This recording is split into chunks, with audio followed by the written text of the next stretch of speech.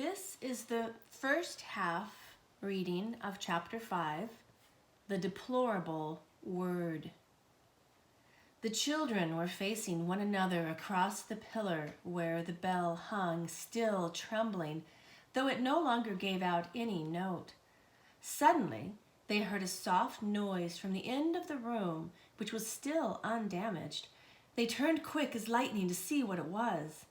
One of the robed figures, the furthest off one of all, the woman whom Diggory thought so beautiful, was rising from its chair. When she stood up, they realized that she was even taller than they had thought. And you could see at once, not only from her crown and robes, but from the flash of her eyes and the curve of her lips, that she was a great queen. She looked round the room and saw the damage and saw the children, but you could not guess from her face what she thought of either or whether she was surprised. She came forward with long, swift strides. "Who has awaked me? Who has broken the spell?" she asked. I think it must have been me," said Diggory. "You!"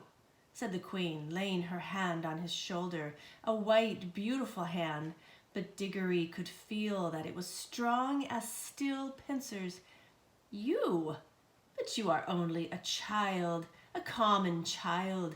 Anyone can see at a glance that you have no drop of royal or noble blood in your veins. How did such as you dare to enter this house?" "We've come from another world by magic," said Polly, who thought it was high time the queen took some notice of her as well as Diggory. "Is this true?" said the queen, still looking at Diggory and not giving Polly even a glance. "Yes, it is," said he. The queen put her other hand under his chin and forced it up so that she could see his face better. Diggory tried to stare back, but he soon had to let his eyes drop. There was something about hers that overpowered him. After she had studied him for well over a minute, she let go of his chin and said, "You are no magician. The mark of it is not on you. You must be only the servant of a magician. It is on another's magic that you have traveled here."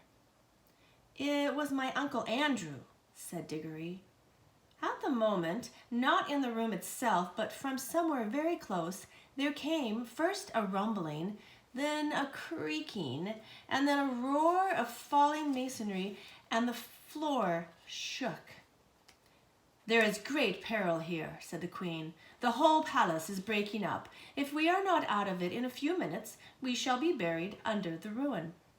She spoke as calmly as if she had been merely mentioning the time of day. "Come," she added, and held out a hand to each of the children. Polly, who was disliking the queen and feeling rather sulky, would not have let her hand be taken if she could have helped it.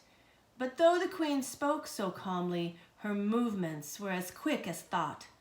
Before Polly knew what was happening, her left hand had been caught in a hand so much larger and stronger than her own that she could do nothing about it.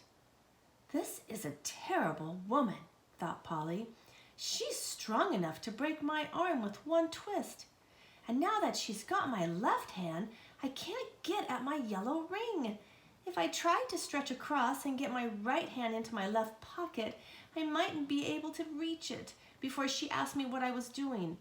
Whatever happens, we mustn't let her know about the rings.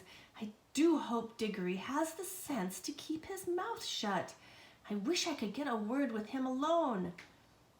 The queen led them out of the hall of images into a long corridor and then through a whole maze of halls and stairs and courtyards. Again and again they heard parts of the great palace collapsing, sometimes quite close to them. Once a huge arch came thundering down only a moment after they had passed through it. The queen was walking quickly. The children had to trot to keep up with her, but she showed no sign of fear. Diggory thought, "She's wonderfully brave and strong. She's what I call a queen. I do hope she's going to tell us the story of this place." She did tell them certain things as they went along. "That is the door to the dungeons," she would say, or "that passage leads to the principal torture chambers," or "this was the old banqueting hall where my great-grandfather bade 700 nobles to a feast and killed them all before they had drunk their fill. They had had rebellious thoughts." They came at last into a hall larger and loftier than any they had yet seen. From its size and from the great doors at the far end, Diggory thought that now at last they must be coming to the main entrance. In this, he was quite right. The doors were dead black, either ebony or some black metal which is not found in our world. They were fastened with great bars, most of them too high to reach and all too heavy to lift. He wondered how they would get out. The queen let go of his hand and raised her arm. She drew herself up to her full height and stood rigid.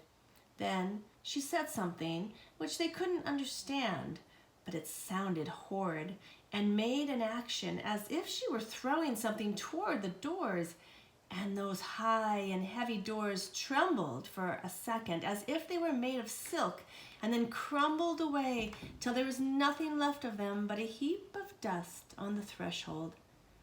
"Whew!" whistled Diggory.